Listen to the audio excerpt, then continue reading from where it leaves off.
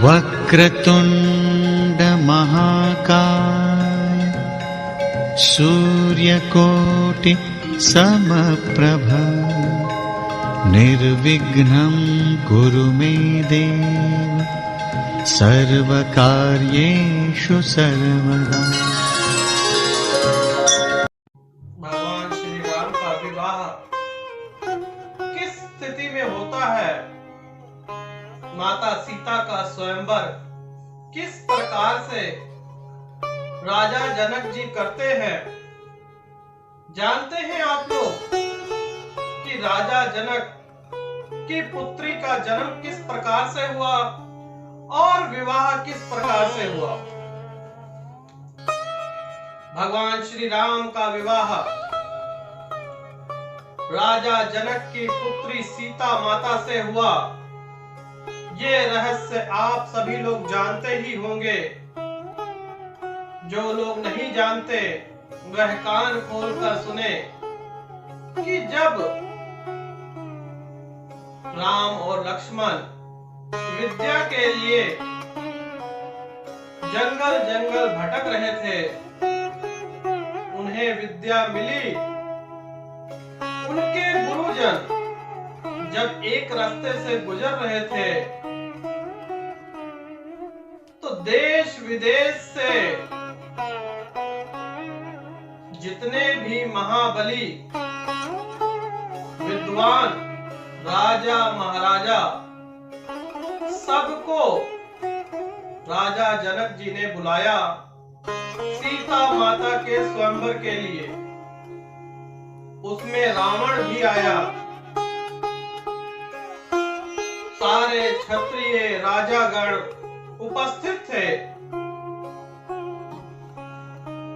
और राजा जनक जी ने कहा कि ये आज सौभाग्य का दिन है कि मेरी सभा में इतने विद्वान और बाहुबली योद्धा एक साथ एकत्रित हुए हैं। ये किसी सौभाग्य से कम नहीं है। तो आज मेरी पुत्री का स्वयंवर आरंभ किया जाए। इतना सुनते ही देश विदेश से आए हुए सभी क्षत्रिय ने अपना जोर लगाया, लेकिन कोई भी धनुष को हिला न सका। रावण आया और रावण ने पूरा जोर लगा दिया, लेकिन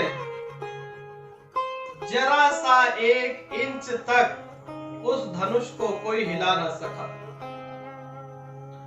राजा जनक जी बड़े क्रोधित हुए और अपशब्द कहने लगे कि यहाँ पर आए हुए इतने विद्वान और ताकतवर क्षत्रिय सभी नपुंसक हैं क्या। इतना बात बोलते ही लक्ष्मण जी क्रोध में आ गए और कहने लगे,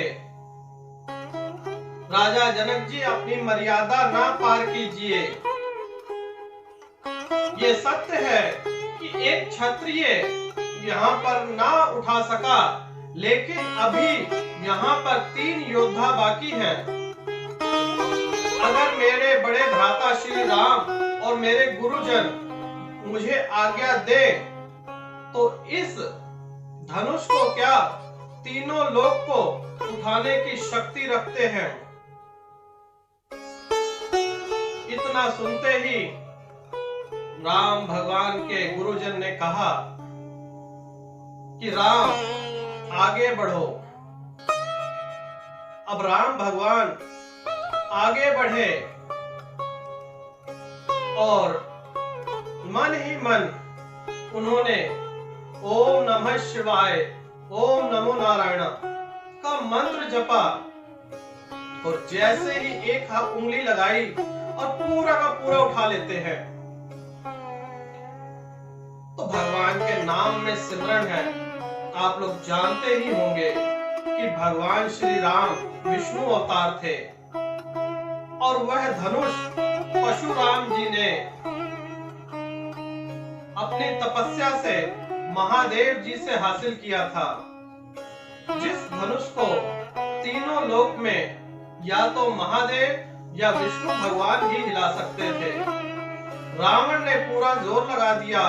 जितने भी वहां पर महारथी थे सबने जोर लगाया, कोई इंच भर भी न हिला सका।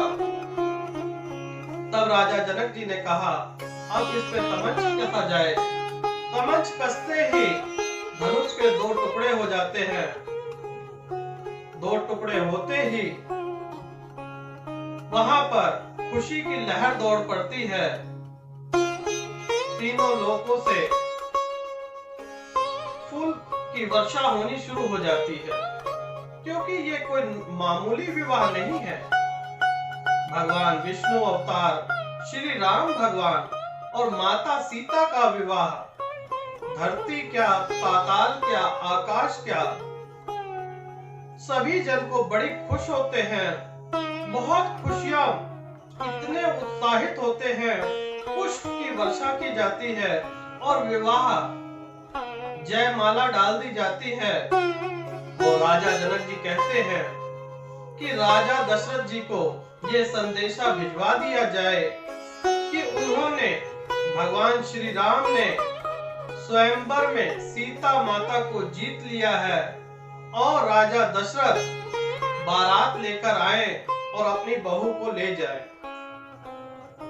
राजा दशरथ जी के यहाँ ऋषि गण जाते हैं और राजा दशरथ खुशी से नहीं समाते हैं और बारात लेकर माता सीता को अयोध्या धाम लाते हैं। अयोध्या धाम में एक ही दिन समझ लो कि दूसरी दिवाली हो जाती है। तो बोलो जय श्री राम।